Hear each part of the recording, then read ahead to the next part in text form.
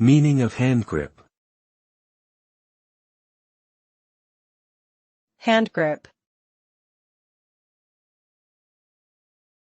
Handgrip. Handgrip. Handgrip. A handgrip refers to the manner in which an object is held or grasped using the hand, typically to apply force or control.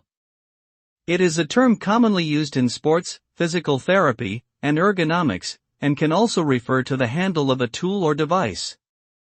Handgrip strength is often measured as an indicator of overall muscular strength and is important for activities of daily living.